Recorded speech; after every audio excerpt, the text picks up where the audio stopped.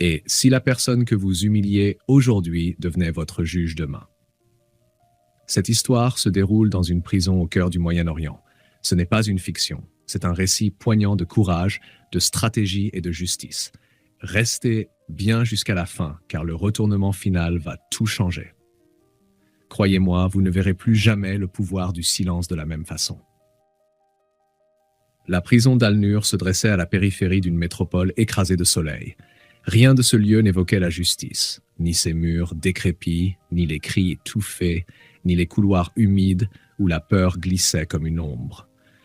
Là-bas, les lois ne comptaient plus. L'ordre régnait par la brutalité, et ceux qui détenaient les clés faisaient plier les corps et les volontés. Les femmes enfermées dans l'aile sud vivaient dans un silence encore plus lourd. Invisibles, condamnées, souvent abandonnées de tous. Et un matin, une nouvelle détenue franchit ses murs. Amira Khalid, drapée dans un hijab gris-perle, modeste, discrète. Elle marchait tête baissée, ne disait rien, mais ses yeux voyaient tout. D'abord, personne ne la remarqua vraiment. Une femme de plus.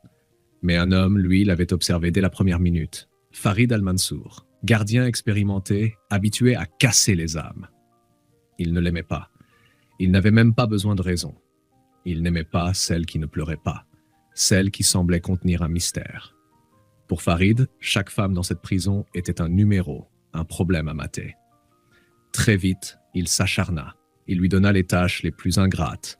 Elle nettoya les latrines sans ventilation, frotta les carreaux souillés du couloir des cellules d'isolement. Les autres gardiens se moquaient d'elle. Farid, lui, se délectait. Un jour, il s'approcha et lui souffla avec mépris. « Ici, tu n'es personne.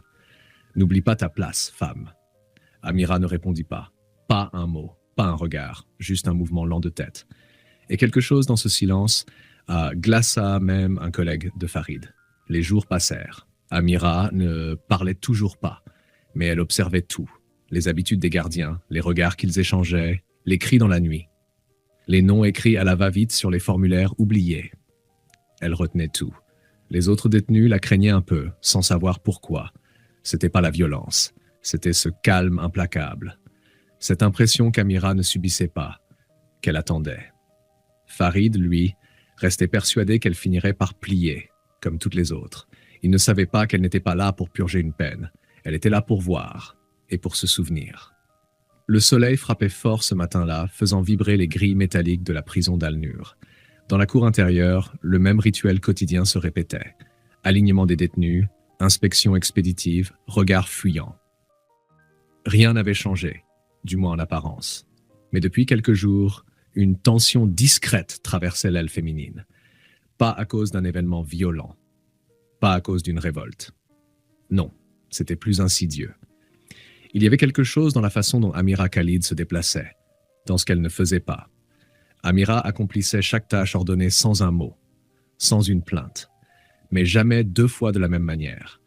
Elle nettoyait un couloir et en profitait pour compter les caméras hors service. Elle récurait une cellule et prenait soin d'observer les registres laissés sur une chaise, le badge oublié sur un bureau, le nom griffonné à la hâte par un surveillant négligent. Chaque soir, une fois repliée dans sa cellule, elle récitait tout mentalement, comme si elle enregistrait un rapport invisible. Une fois, une autre détenue osa lui dire « Pourquoi tu fais tout ça? Tu crois que si t'obéis bien, ils vont te relâcher ?» Amira leva les yeux. Il n'y avait ni arrogance, ni pitié dans son regard, juste une phrase murmurée comme une vérité. « Je suis ici pour comprendre. » La rumeur enfla dans la cour. Qui était-elle, cette femme? Une espionne? Une ancienne militaire tombée en disgrâce? Une malade? On ne savait pas. Mais on savait qu'elle ne se laissait jamais écraser. Et plus étrange encore, aucun gardien n'osait plus la frapper. Même Farid, pourtant toujours moqueur, semblait hésiter parfois. Il la provoquait encore, bien sûr. Il n'avait pas compris. Ou peut-être refusait-il de voir. Une nuit, Amira fut chargée de nettoyer un bureau administratif. Les autres femmes n'y avaient jamais mis les pieds. C'était là que les rapports internes s'empilaient, que les vidéos de surveillance étaient stockées. Pendant que l'agent de nuit sortait pour fumer une cigarette, elle s'activa. Derrière les écrans, elle repéra les angles morts. Sur les étagères, elle effleura du doigt un classeur où des noms familiers apparaissaient. Zahra Malik, blessée lors d'un interrogatoire. Leila Fawzi, en isolement prolongé sans justification. Elle photographia discrètement les pages avec un petit dispositif dissimulé dans sa ceinture, à peine plus grand qu'un briquet. Cette nuit-là, Amira ne dormit pas. Elle s'assit sur sa couchette, droite, calme. Elle savait que le moment approchait. Le lendemain, elle croisa Farid dans un couloir. Il la dévisagea, légèrement nerveux pour la première fois. « Toujours aussi muette, hein? Tu crois que ton petit numéro va t'acheter la paix ?» Elle s'arrêta, le regarda sans sourire. Et pour la première fois depuis son arrivée, elle parla franchement. « Tu continues à penser que tu es intouchable. Tu devrais commencer à penser autrement. » Farid resta figé. Il ne savait pas pourquoi, mais quelque chose dans cette phrase résonna en lui comme un avertissement. La routine reprit, mais tout était différent. La tempête était en marche, elle approchait, lentement, silencieusement, et personne ne s'en doutait encore. Ce matin-là, le ciel était plus lourd que d'habitude. Même les gardiens avaient remarqué que quelque chose flottait dans l'air.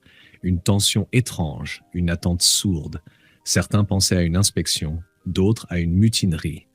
Personne n'avait prévu ce qui allait se passer. À 9 heures précises, les sirènes de sécurité retentirent. Une colonne de véhicules officiels aux vitres teintées passa lentement les portails de la prison d'Al-Nur. Les soldats du ministère de l'Intérieur descendirent les premiers. Derrière eux, des hommes en costume sombre, visiblement des hauts fonctionnaires.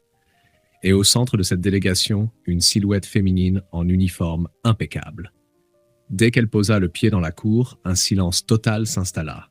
Amira, mais plus celle que les gardiens pensaient connaître. Cette fois, elle portait les galons dorés du colonel Amira bint Khalid, haut responsable du département des affaires correctionnelles. Ses yeux étaient les mêmes, calmes, perçants, méthodiques, mais son regard maintenant était celui d'une autorité incontestable. Farid, debout près du portail intérieur, resta paralysé. Son cœur manqua un battement. Autour de lui, les autres agents échangèrent des regards confus puis inquiets. Le directeur de la prison s'avança, hésitant. « Colonel Khalid, nous ne vous attendions pas aujourd'hui. C'est le principe d'une inspection surprise, non ?» répondit-elle avec un calme tranchant.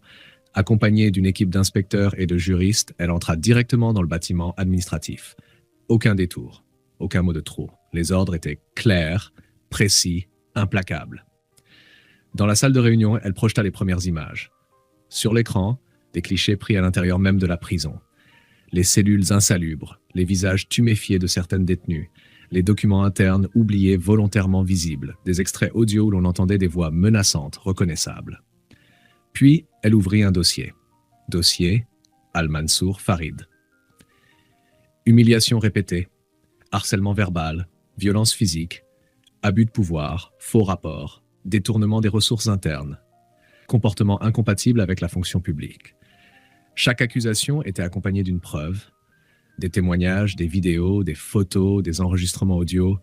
La pièce était glaciale, personne ne bronchait.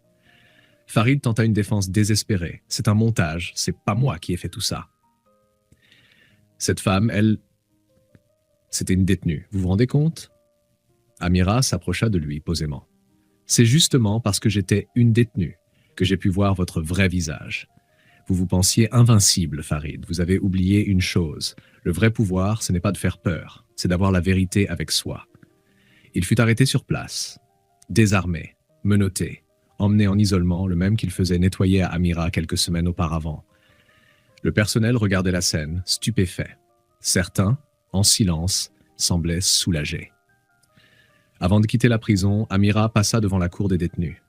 Quelques femmes l'aperçurent à travers les barreaux. Elles la reconnurent. Un regard échangé, une compréhension muette.